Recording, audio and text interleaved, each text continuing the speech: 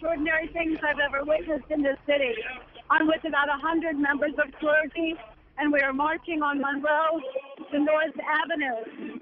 Dr. Reed, Frank Reed said, in seeing a generation that's lost its way, quoting Langston Hughes, saying this is what happens when a dream is deferred. We're marching right now, heading to North Avenue.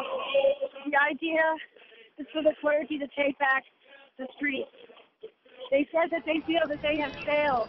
They have failed the young people, but they refuse to demonize the children, and they're calling peace to the city. I'm going to let you hear some of the chanting right now.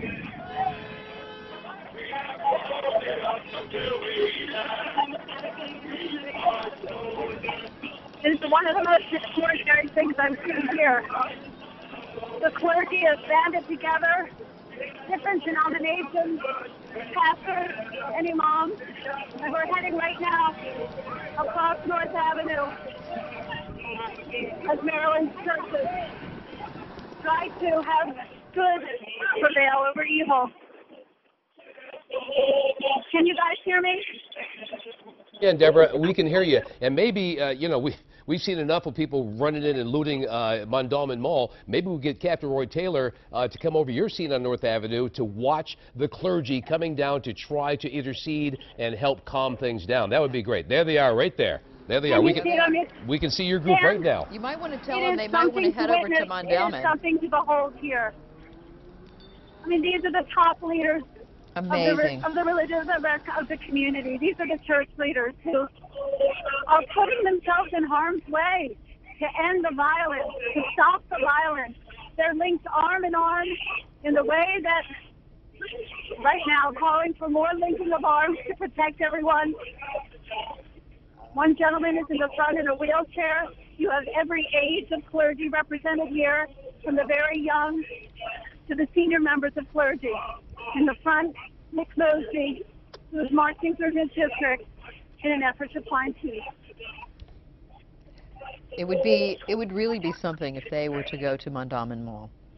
I'm sorry, I can't hear you very well, Donna. It would be interesting if they went to Mondawmin Mall, because that's being an active looting seating right now. There are people parking cars and running in and grabbing handfuls of stuff and running out and driving off. It's unbelievable. Donna, I have to tell you, I'm sorry if I'm speaking over you. I asked the members of clergy what they thought about the state of emergency that the governor had declared. And they said there's been a state of emergency way before tonight in Baltimore City. An emergency of poverty, a lack of jobs, disenfranchisement from the political process. This is a long time coming. And this is something to behold.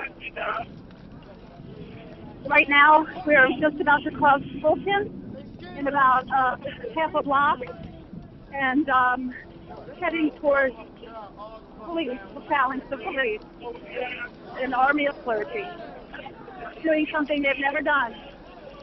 It's pretty amazing,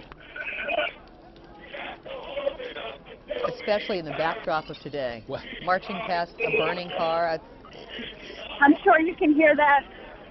Yes. And I guess Captain Roy can see us here. Yes, he We're can. headed right across Fulton, stepping over a lot of destruction, glass in our way. This is one committed group. Deborah, I don't know if you can hear me. I know it's really loud there. Are they I'm picking? sorry, I can't hear you very well, Donna. Are they picking up numbers as they go along? Right now, we are marching right towards the police, crossing Fulton.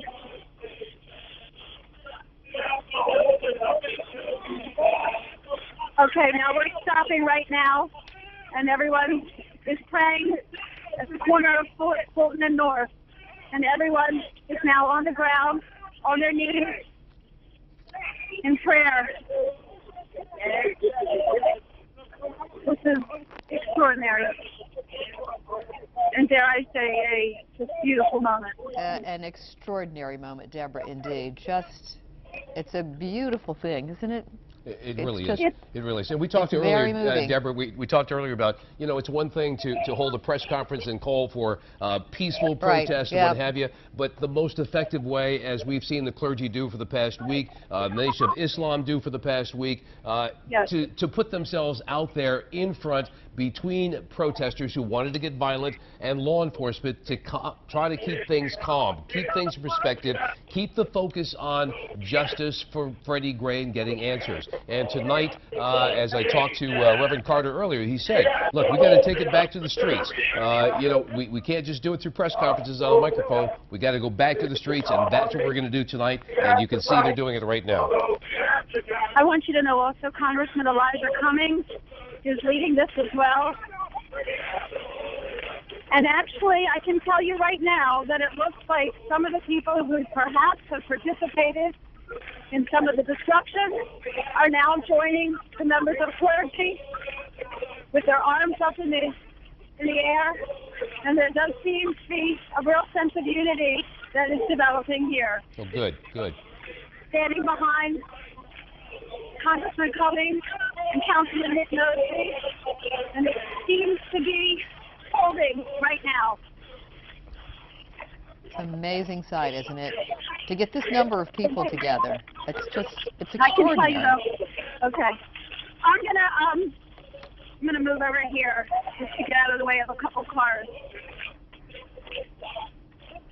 But it seems to be working. Right now we are standing and looking at what is hundreds of police in protective gear. But this is, you know, I mean, Yeah. how ironic that we've celebrated 50 years since Selma, and here we are in this historic march. Yeah. And You know, it's a march about changing culture. you know, Councilman. It's a march about taking things back. Yes, I'm sorry? Right. Councilman Brandon Scott, for over a year now, has been saying that we need more black leaders, male leaders, to step up, go out on the front lines and go out here and speak with these very frustrated young people, and not just young people, people of all ages, quite frankly, people of all colors, frustrated about what they perceive as an unfair system, whether it be socioeconomic, whether it be racial, but they have to take it to the streets. And here's a perfect example of how going to the streets, going on the front lines, is perhaps the most effective way to reach disenfranchised people. I lost my hold on, I'm sorry. I It's lost okay. my pastors. Yeah, we I also lost have the group. a, I gotta get back with the group here. I'm sorry. the mayor I is lost going to my be group. speaking momentarily, and we will Here they take are. her when Congress- she appears. Congressman Elijah Cummings is at the front here. And the rest of the pastors are coming. I must say I do feel safe with all this religion here, so I'm sure you do. I do. And it's so that right now they're standing, approaching the police officers who are taking off Oh, Deborah, their that's amazing. helmets. Deborah, that's about as broad a police line as I have seen so far today. Where exactly are they stationed across? Is that North or is that Fulton, heading which We're direction? on- we are in the 1700 block of North Avenue. North Is that what Avenue. I'm seeing? Yeah, I think it's the 1700 block of North Avenue. Okay. What are they saying, Deborah? Pardon me? What are they saying? Well, they're saying, one gentleman is saying now, we can't solve this by throwing bottles and rocks, and nobody is throwing anything right now. They're approaching the police, and the officers are smiling. They look grateful to have this. Good. This Back moment? up. Yeah. And now they are turning around here. Hold on, let me see what's happening. Where are we going? Hey, Deborah, we on. will be taking the mayor when she appears, and it could be any moment, so we'll just let you know. Okay, absolutely. Yeah, Yeah. absolutely. Perhaps they're simply explaining to police that they are there to help diffuse the situation, not Yes. add to it. Of course, Yes, by they having are- by having a number of elected officials and faith-based leaders, they should know that already. This is about brotherhood. You know, this is about brotherhood, and it's about, you know, one of the pastors said earlier, you know what? Maybe we're guilty of rhetoric over these years, and maybe we're guilty of not reaching out to young people enough. But this is reaching out to young people on their turf, on their street, and I have to say, nobody's throwing anything right now. The clergy are commanding this moment. Wow. That is a powerful moment. And right now, okay, hold on one second. I'm heading over to Pat Burke, our photographer. All the way up the street, so you can get to the park and get the park. Okay, apparently the police, Pat just told me, are going to follow the clergy all the way back up so they can get to some of the areas where they can take charge. Yeah, that makes sense. Basically, you have now the clergy that will be leading the police. Yeah.